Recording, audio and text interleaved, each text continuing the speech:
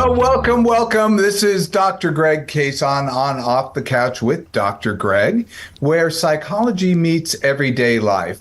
Hey, I'm Dr. Greg, and I'm here with Brian Gomez. He joins the conversation. Producer Brian, say hi, Brian. Happy Monday, you guys. Oh, and also Tony, engineer. Tony, hi. Say hi, Tony. Hello. I may have you because we're going to touch on a few interesting topics as we go through. Today we're going to talk about, we left off with last week why people spread fake news and who falls for it and what to do about it. We kind of left off right in the middle, and it was such an important topic. We decided just to cut it off and bring back the last part of it this week. And it is amazing to me how much crazy stuff is going on and how fake news really is taking hold in this world. So it's a very timely topic. We're also going to talk about this week in psychology, a couple of studies that just came up. Did the Supreme Court really screw women up? And the selfish secret to a happier relationship. You'll have to stay tuned for that. Psychology in the news. I asked the question, based on a news story, can teacher strikes actually improve your child's mental health? Stay tuned. But right now, you probably notice I'm in a different place. I am in Houston, Texas. This is where I got my PhD. I'm here to go to somebody's wedding, and I'm here staying with a friend in Houston. And it's just one of the rare, spectacular Houston days today. It is really fun. So, fun fact, guess what? Texas is slang in Norway for something. Can you guess what it is? You guys guess? No, I was trying to think. I was like, wait, what would it be? But I have no idea. It is slang in Norway for crazy, believe it or not. Believable. That is the actual truth, but it is not crazy, the kind of we think of mental health issues. It's wild, crazy, out of control, like bonkers. They don't have an exact term, but it's something like that. They don't know exactly where the origin of the word comes from, but it's thought that, they say Texas because they're referring back to this kind of Wild West mentality. And they say when something like, something is just an out-of-control party that's going on, they say it's totally Texas, but they say it in Norwegian. They actually use the word Texas, though. So I thought that was kind of a fun fact. Just found it yesterday. But, I was looking on Snopes.com, which is a fact-checker news site, and I was doing it in preparation for this story that we're talking about today. And that's how I found that Texas fact. And in fact was rated true. But we want to go back to why people share fake news. There was actually some research I shared on the last podcast, research from the Harvard Kennedy School, and it had some reasons why people shared fake news. One, they thought the item was funny, so they wanted to share it with their friends. They wanted to illustrate an item is false, like sending it around to their friends. Can you believe this? Can you believe they wrote this or did this? Others minimize the harm. They'd share fake news saying, well, who cares? Nobody will believe it anyway. Well, we'll find out that's not true. But I talked about a large chunk of people who do it intentionally. They do it for very nefarious or harmful reasons. They want to harm people, they want to harm society, or they want to mislead people to get them to do what they want. And that's sort of the scariest thing. And sort of maybe the most concerning group, I would have to say, is people who do it for what they think are good reasons, knowing they're sharing fake news, but they say it's for a good reason, like they think it'll persuade someone over to their side, which they believe is the right side, or to motivate people to take an action that they believe is the right action. Scary stuff, huh? But that's where we left off. And what's interesting, or some interesting things from this week, there's some new research from Northeastern University in Boston. They had 500 participants, and they split them up evenly between Democrats and Republicans and older and younger groups. And this was a study that was just published in Communications Psychology. And they found in looking at fake news, and they looked at these fake news headlines, and they asked how believable this headline was. So they looked at this group, older Republicans, younger Republicans, older Democrats, younger Democrats. They showed them all the same headlines and said, how believable is this headline? Well, Republicans and younger people were more likely to believe false headlines. Isn't that crazy? Republicans and younger people. Why do you guys think that might be? I mean, the whole critical thinking, I would say, it's kind of gone out the window. They don't seem to, check their sources or really do anything deeper of a dive. Yeah, that's actually not a bad thought about that. I think also maybe older people might have more experience. They might be more as maybe news literate, know how to look for sources more, but we're going to talk about that. I think what was interesting is the Democrats were less likely to fall for fake news. And I thought there might be some reasons for that. I was just talking to a friend about this study earlier today, and she was proposing that, it might be due to some very deep-seated cultural reasons within each group. And I thought that was interesting, but that needs to be followed up a bit more. Nonetheless, that's the finding that they found. They did find that a nearly equal ability of all groups to be aware that they could be wrong. And that's a good thing. So people, even though they might believe a headline, they kind of know, well, I could be wrong. This is a test after all. So I thought that was kind of cool. So let's talk about Republicans versus Democrats. I don't actually want to sit on political beliefs, but yet political beliefs seem to be very much at work in a really kind of fascinating way when it comes to fake news. Republicans exhibited, what we call a true bias. That's a tendency to evaluate items as true when the item is pro-Republican. So when they see a headline that says, Republicans saved the day, they're like, yes, absolutely, that's true. Republicans also had a false bias, which is a tendency to evaluate items to believe something is false when the headline is pro-Democrat. So if it said Democrats saved the day, they'd say that's definitely false. And that was kind of an interesting split to happen. It's a truly partisan split within Republicans. Democrats, though, were completely different. I thought this was the most interesting part of the study. Democrats demonstrated what's called a false bias for pro-Democrat headlines. They didn't believe good news that pertains to them. I mean, how self-flagellating. I mean, this is where we see this happen a lot. And this is so if they see a thing like Democrats say that they're like, oh, maybe not.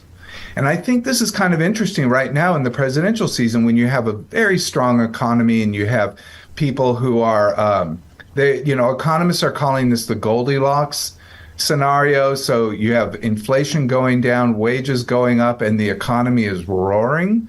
So the stock market's roaring, like everything you judge the economy on is doing super well right now.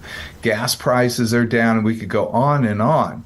But people might not believe it, especially Democrats thinking they might believe the false headlines, which is really fascinating. Democrats had little or no bias for pro-Republican headlines.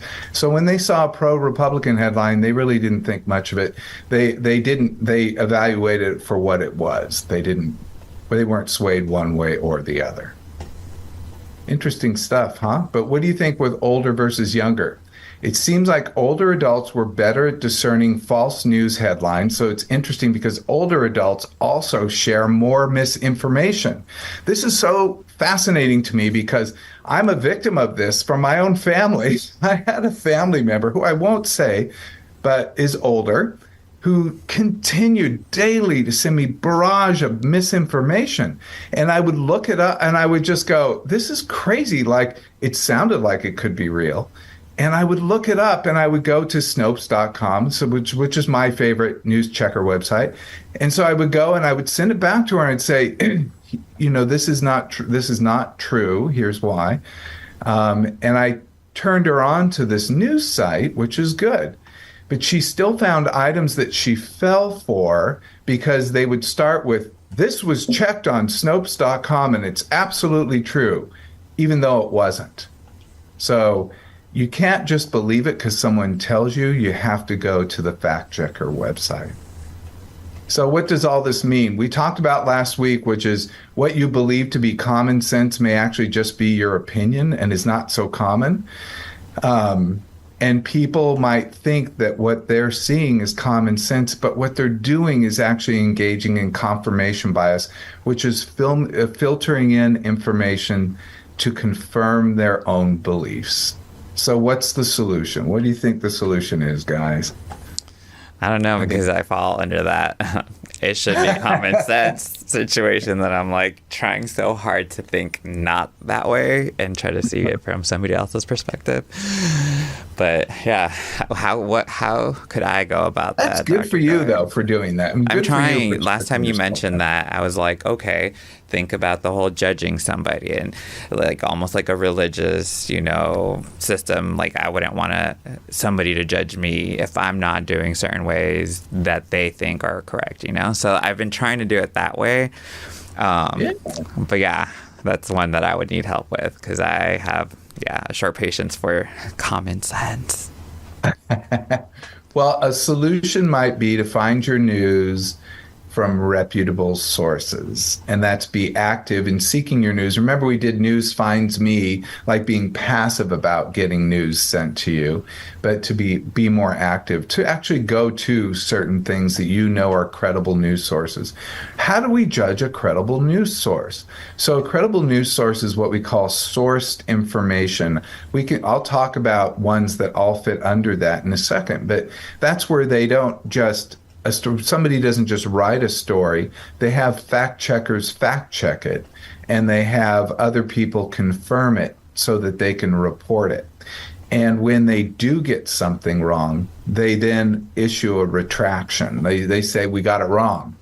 Or let's say I think New York Times had a journalist who was making up stories that couldn't be fact checked, and they were like human interest stories about individuals' personal lives, and it turned out that person was just making them up, and that was a huge story, and they fell on their sword with that one, which was really great.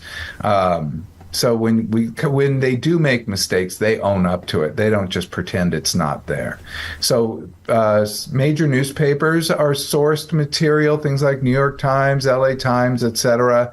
I believe in a major paper and a local paper. I like physical, but we talked about last week, it's so expensive because there's no algorithms in a physical paper, and you discover news as you look through it.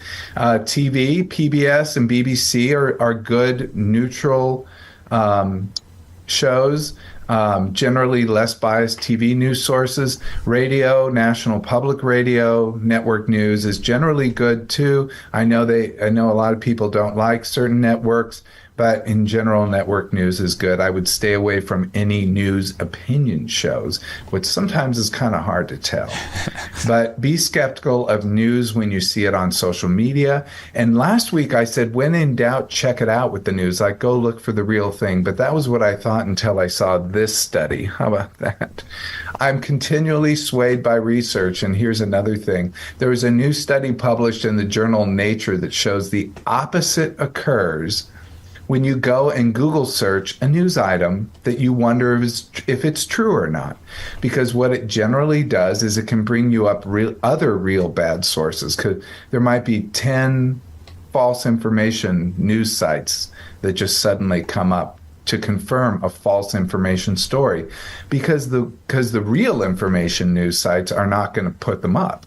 So it's really fascinating. So they did this study. This was New York University's Center for Social Media, and it had politics, and it found that the act of searching online to evaluate news increases belief in highly popular misinformation.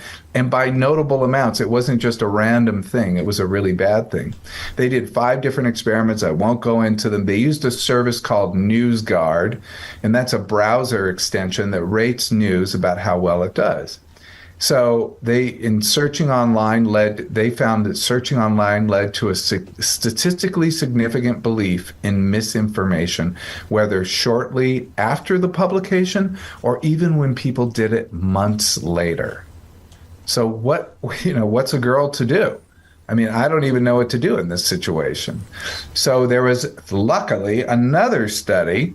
This is by Penn State College of Information Sciences and Technology, and this is published in the Harvard Kennedy School Misinformation Review. This is one of these publications that really devotes to academic resources about how to deal with misinformation. And they published this study in October, and it measured the consistency of legitimacy across 4 popular fact-checking platforms.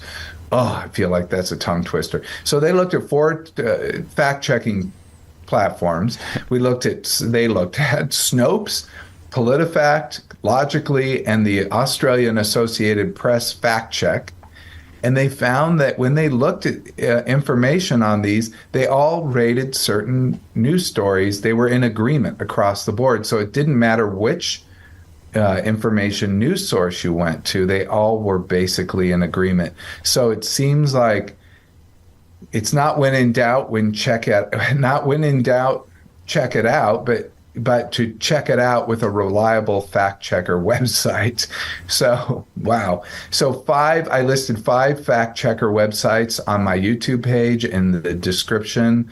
So if you want to go there and just click on the description, I have 5 fact checker websites and then I have also the links to all the research studies that we're talking about. And I'm wondering, Dr. Greg, are people just getting lazy and not wanting to do like the research and the homework on these news? Brian, it is so true. One thing I did today, so I did this kind of fun thing. It wasn't fun at all. I went back to University of Houston. That is where I did my PhD work, where I did primarily did my research, did my doctoral coursework, did all that.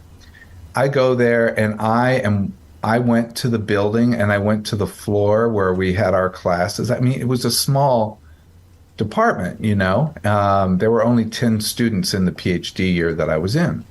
So it's small. And I went there and it wasn't that I just felt the stress, the overwhelm, because everything was so hard, so much work, But one thing we had to do to find information, we had to go to the library. We had to look up stuff in, card files. We had to go on microfiche. We were continually ordering things to be sent to us. It was really hard, and you really did look at information as something precious. Now we just do a Google search, and I love it. Believe me, I'm not complaining. But it has a lot of downsides and problems, and this is definitely one. Because it sounds like back then it was real research to where now we get assigned homework or things to do for school or anything like that, and it's a lot easier. Like you said, we have it all at the touch of our hands, where back then it was actual hours of labor of reading and going through things. One day we'll talk about other studies that show that when you have to put effort into something, when you have to wait in a line that's significant, 20 to 30 minutes at least, you usually enjoy the result much more. When something comes too easily to you, you don't regard it as important or as special or as fun, all that. Isn't that what it goes for everything in life? Yeah, so we don't really, it's good that we have to work. And I think they addressed this in the second Matrix movie. I always thought that was really fascinating. I'm sure it went over most people's head. But he was saying they had to redesign the Matrix several times. They couldn't do it. They couldn't just give humans everything they wanted because they just kind of fell apart. So what they needed to do was to create a world that was difficult. So they had to overcome adversity continually, and then they could have the bodies work as batteries very well. I need to watch the movie again. I think it's the second one that has that particular. Maybe it's the third. I saw all 3, and I forget. I know I saw the more recent one too. So I guess 4. But okay, so how to reduce the spread of fake news? If you do come across news that you know is fake, what do you do with it? This study was fascinating too. So this is by the School of Social Sciences and the University of Westminster, London. And they found that you may feel the need to call out or argue with a piece of news, misinformation, but any engagement with it, like leaving a comment, saying this is BS, or liking it or disliking it, or sharing it with somebody, may increase the chances that that news item is shown to other people. How about that? So, what do you do? Well, it seems it seems that the very best thing to do is to delete it or report it to the host site. Why is that? Because when you increase fake news repetition, when it gets sent out more people are likely to believe it. We go through this repetition principle. When we see information, we're more likely to believe it, and we're more likely to share it. And when people start seeing information that they've seen before, that they're like, I thought that was fake, but gosh, I keep seeing this. It must be real. It's kind of this thought process that goes on, and they're more likely to share it, and they're more likely to rate it as accurate. So it's best that you just don't do anything, delete it, or report it to the host site. Like if you see a bad video on YouTube or, some kind of something, you can report it. And then move away from that spark that could cause another dumpster fire of misinformation. How about that? Now that makes sense. And then if you also comment on something that you don't agree with or you agree with, then you get other people chiming in. And that can sometimes cause even more problems and more drama within, your own little life that you were trying to just comment something here and there. It's very true. Long ago, I made a policy for myself to only leave positive comments on the web because there just seemed to be so much negativity. So I really try to do that. And I do find myself not leaving things a lot because I'm like, usually I would say something like, this is not true, blah, blah, blah, but I just go away from it. And luckily that was a good policy, but not for the reasons I thought. I was doing it for me to not be so negative. But it seems like it is a good thing to do for people. Yeah, because you get a chain reaction sometimes. I try to avoid stuff like that too, just because I'm like, if somebody doesn't like what I post on the comment, then it becomes a whole issue within the comments, Yes, absolutely. Yes, then you better could get just stay quiet. So right now I'm in Texas, folks. Texas, where, and I just saw this last night on Saturday Night Live. This is so funny. I was just rewatching it, watching the most recent show, and they happen to say on their news show about the teen pregnancy rates in Texas increased for the first time in 15 years in 2022. So what do? I go and look for the study. So I'm like, I don't know. Is that true?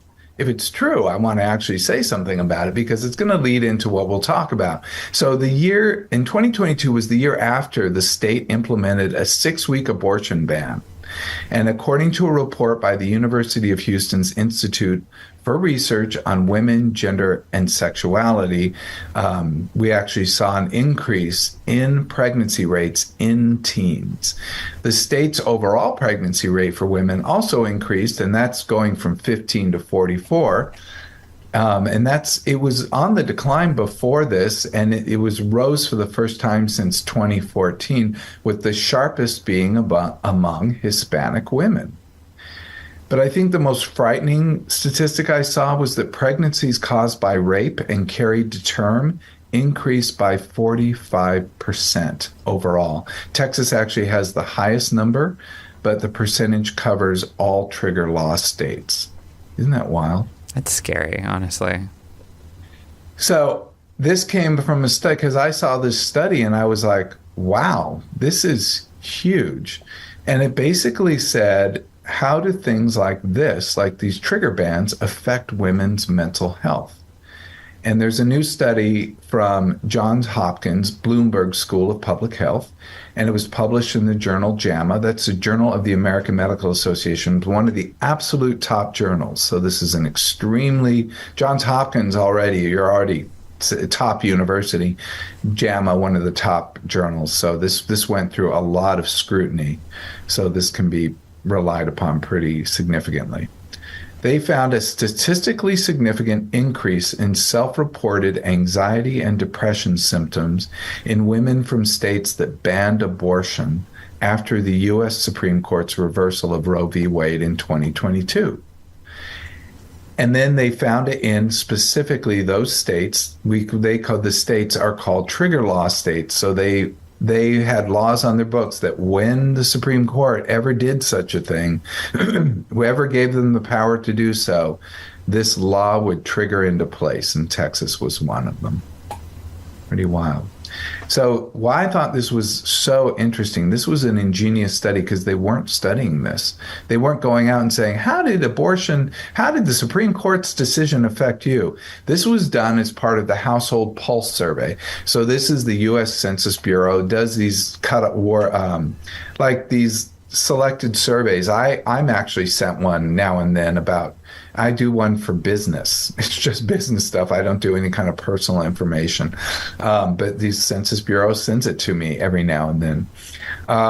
They started the study back in 2020, just before the pandemic began. And they surveyed residents 18 and up in U.S. households, and they surveyed them every 2 weeks to provide snapshots of the household's health and socioeconomic conditions. And it included something called the Patient Health Questionnaire. So the Patient Health Questionnaire is a PHQ.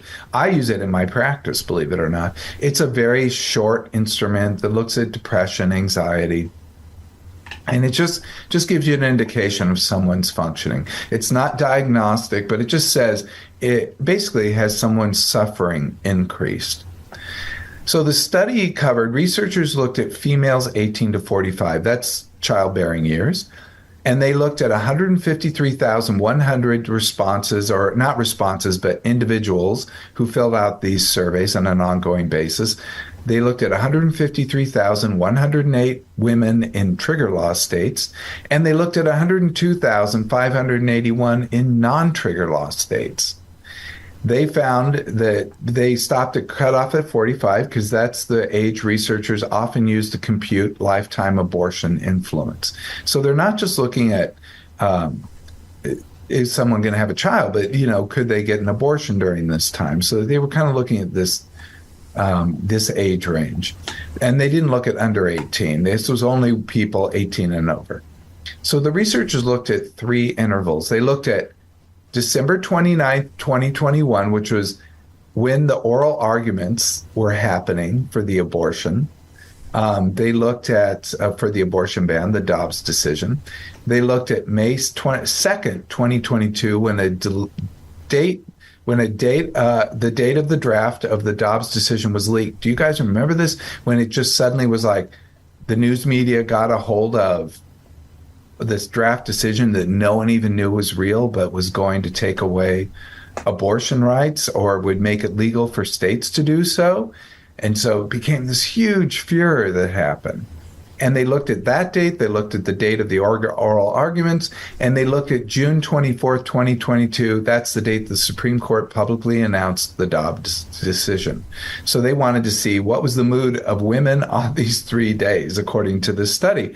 That's why I said this is ingenious. They were measuring it anyway. It wasn't because they were looking specifically at Dobbs. And then the study found that anxiety and depression scores increased 8.5% for all ages in trigger states in the 6 months after the opinion. So it didn't just go up immediately, it went up and stayed up in this group.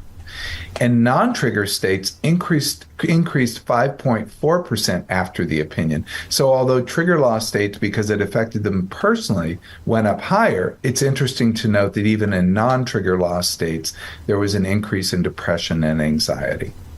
Fascinating, isn't it? And just so, because you're probably wondering, what are these trigger law states? Where are they? Is mine one? Well, here are the 13 states that had trigger laws in place that really are affected in the study. Arkansas, Idaho, Kentucky, Louisiana, Mississippi, Missouri, North Dakota, Oklahoma, South Dakota, Tennessee, Utah, Wyoming, and of course, where I am right now, Texas.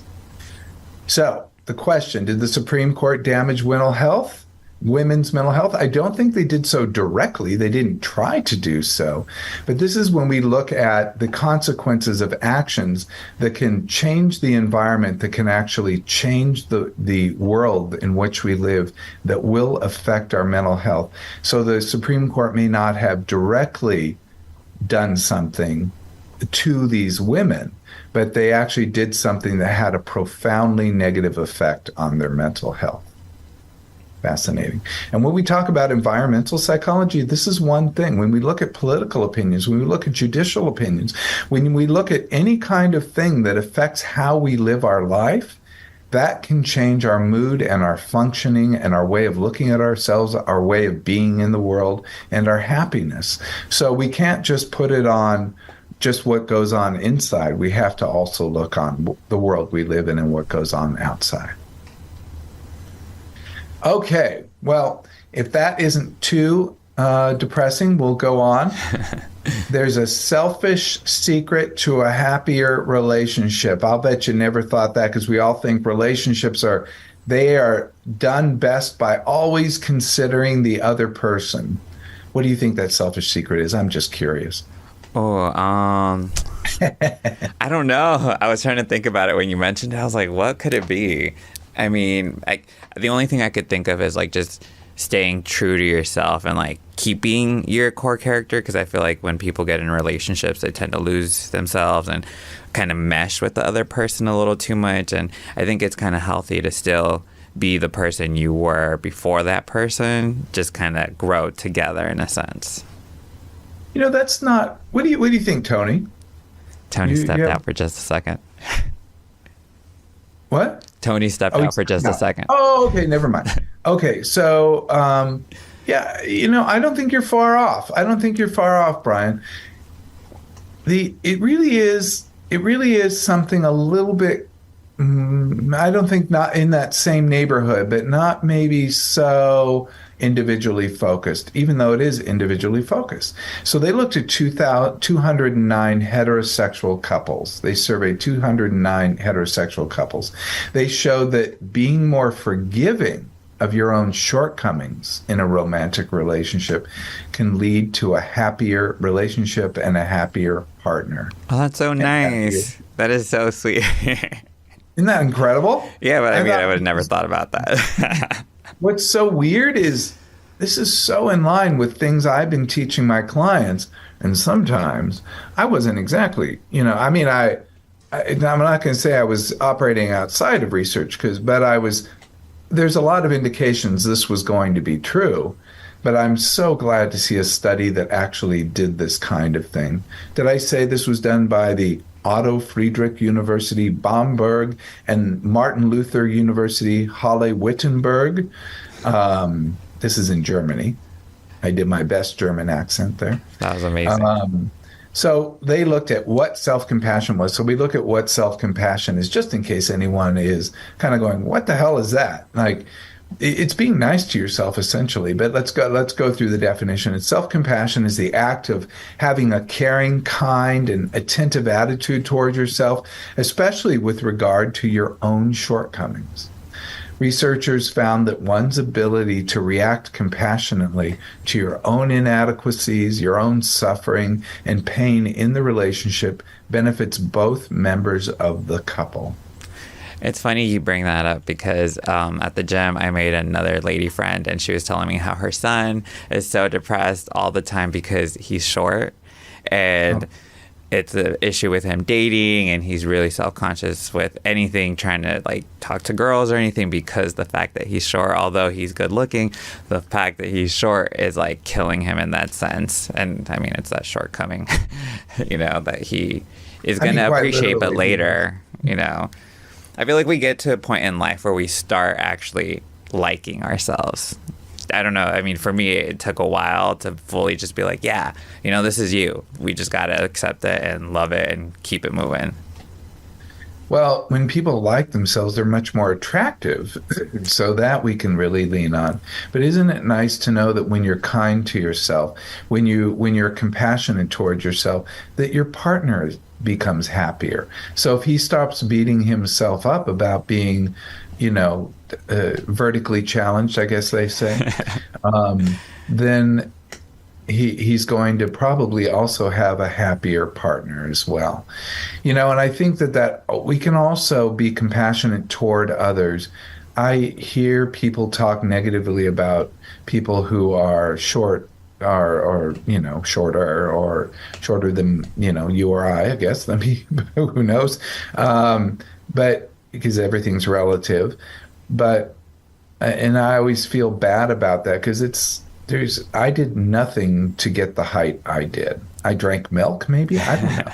I think it's just genes. It was just flatly genes. So that's all rather nice. But, even at the wedding I attended 2 nights ago, there was a discussion because the family of the woman, they're all on the more vertically challenged side, and the groom is quite tall. And the father of the bride actually said that, and he's like, "This is going to bring some vertical advantage to the family." Oh, I love that. Which is lovely. And I don't think he could have done that unless he was compassionate toward himself about his own self. But it is an issue in our society, that particular one. So that's a good reason to have compassion toward him as well. No, yeah. And I mean, I don't think we think about that enough, that even the thought of being nice to yourself is just like, oh, how nice. And it's like, it shouldn't be that reaction, Well, in fact, being nice to yourself may be the healthiest thing you can do for your relationship. I love this tip. So it not only improves your own happiness, but your partner's. And it seems that men in heterosexual relationships in particular showed a high level of relationship satisfaction if their partner was self-compassionate within the relationship.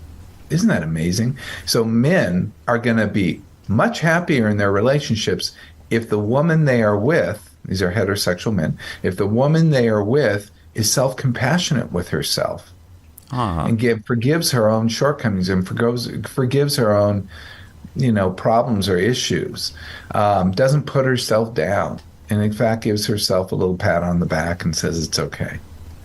I thought that was just beautiful. That's a cool tip. So self-compassion, a lot of people have trouble with it. And I have clients who will just, they'll downright argue with me. They don't like it. They don't like the concept. They don't think it's a good thing. They're taught to believe that they're mean to themselves. It's going to work better. If they're mean to themselves, they will, lose more weight or look better or function better, etc. But that just isn't true. In fact, my favorite study is about a weight loss study, and it found that women who were self-compassionate kept the weight off longer than women who oh my God. did not. They were just taught the same, diet and exercise, but weren't taught those techniques. So I thought, and it was really around acceptance for that particular study. So we can talk about that sometime. But what would a good way to do self-compassion, which is what would I say to a friend who's experiencing this issue? Or would I behave the same with a friend who's experiencing this issue? For me, I go to pretend it's my little self, like I wouldn't be mean like that to my younger self. Kid. Yeah. That would be really mean if I was to say those words or thoughts to that kid that I'm like, no, Good. Well, good. So we just have a few more minutes. So I want to skip to psychology in the news. And I asked the provocative question, can teacher strikes actually improve your child's mental health? And it all started with a photo. Is Tony in the room? No, he's not. Oh, well, it all started with a photo. When he comes back, Brian, let me know, and we'll put it up for people that might be on the YouTube video. If not, I'll put it up later. Yeah, we'll put it up. We'll stick it in later in the video. The Los Angeles Times had a photo of a teacher who was striking, and it just says, crazy workload in handwritten. Crazy workload equals stress teachers. The picture is up right now. Perfect. Crazy workload equals stress teachers equals mental health issues. And that just really cued me up. I'm like, That is intuitively correct, but as we talked about with common sense, I need to see a study. Lo and behold, I found one immediately, or I found something, not quite a study, but close. Also in the background, the person's saying faculty working conditions are student learning conditions. And I think this starts to be holed up. It made me think that there's this upcoming research, and this was done by Leanne Rollins Williams, who's producing this research right now. She's writing it up. It just hasn't been published yet. It's from the University of North Dakota. And this was an article she wrote in The Conversation, which is an online blog that kind of goes over a lot of research-based items. And they have researchers write about their work in The Conversation. And she did this research. She wrote about her work. And it identifies 4 benefits of prioritizing teacher mental health that create a more stable and effective educational environment. But 4 benefits: reduces burnout and turnover. That's especially true in young teachers and who live in a workaholic culture. And all teachers have to manage heavy workloads and have high expectations. We always think teachers have it so easy. In fact, I do not envy them. Their work is incredibly hard.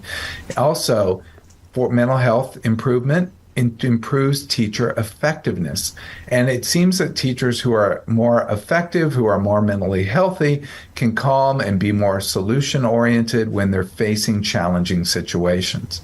Also, it preserves institutional knowledge. We never give this credit. This is the collective understanding of how a school and its students work best. So the teachers that have been there a long time know the drill. They know how things work, so they are able to hold on to it. That's why employees that have been around a while are often gold mines of information. They can really tell you how to do things. And it fosters positive organizational structure. It creates an environment where teachers feel acknowledged, understood, and supported. So let's stop just blaming the pandemic, too. And this made me think, because there's the other study that came out this week about, because we're always saying, oh, the pandemic is what made mental health so bad for teachers and students. Well, I don't know about teachers. I think their job was already hard before the pandemic, and then it just got harder. But with kids, we keep blaming the pandemic, and what this study shows, this is by Cardiff University in the UK, said that, and it was published in the Journal of Child Psychology and Psychiatry. It's a publication of the Association of Child and Adolescent Mental Health. They found that emotional problems in young people were rising rapidly, even before the pandemic. How about that? There was a steep rise. There was already 23% when they first started measuring in 2013, and it rose to 38% in the time period that was studied. And so 38% of kids 11 to 16 in Wales were found, and this is Wales in England, so, it's or a UK, it's found that, this is a different country, but they're still very similar, and I doubt that the kids in Wales are any different than Americans or other countries where we're touching with this study. They also found that girls and those from poorer families experienced the steepest increases in emotional problems. So if you're poor or you're a girl, you're going to have the steepest increases. So rich boys, you're good.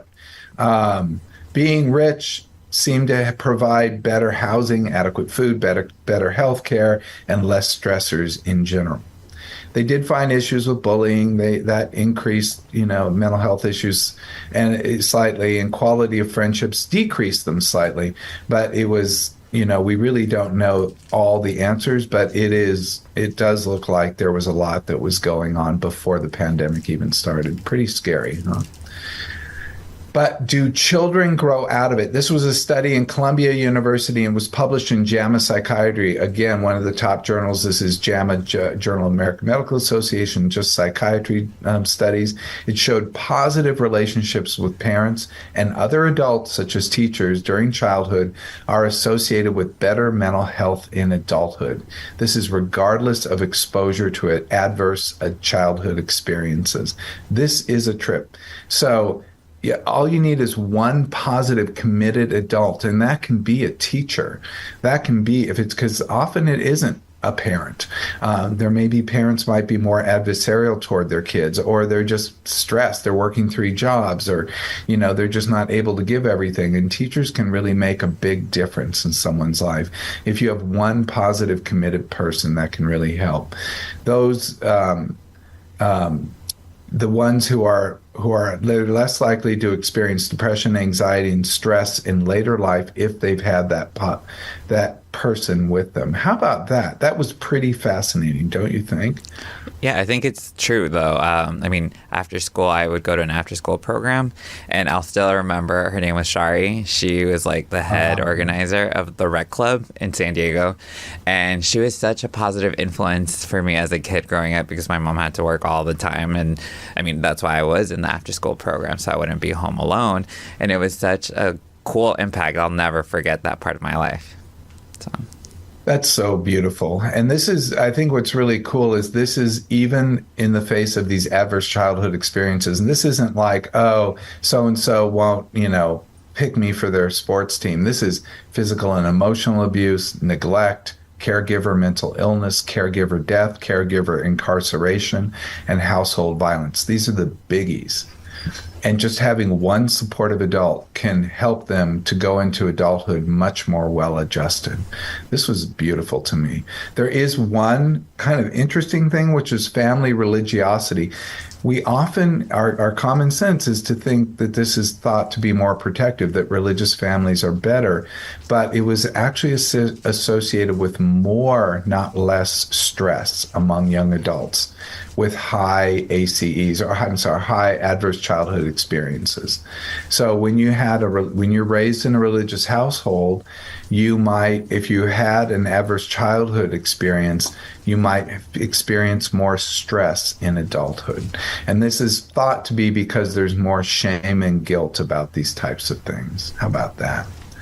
So what does all this mean for the striking teachers? So teachers, if the teachers go on strike, it may be uncomfortable. I had this happen when I was in school. Our teachers went on strike when we were in high school, and it was quite an adjustment when that happened, and it went on for quite a while, but things worked out and they got back. But so teachers the bottom line is once the teachers can get, they can live with an adequate wage, adequate pay, have better working conditions, that they'll suffer less mental illness and less stress and be there for our children. And when they're there for our children can have better relationships with our children, and our children can become better adults. So I thought all this was kind of cool. Also, teachers can't do this alone, parents. Parents can do and should do their part. Let's fight for, not against, teachers. That includes librarians, coaches, school personnel who are with our children all day long. Parents can get off their own distractions like social media and focus on their children and the quality of their relationship with their children, that really means something. And they can also help their children to focus on in-person live experiences to build healthier and more lasting relationship both within the family and with their friends. How about that? So I think that brings us all to the end today. Did we learn anything today? What do you think, Brian? I think we learned a lot. We went over a lot. We went over quite a bit. And thank you, Tony, for being there for us.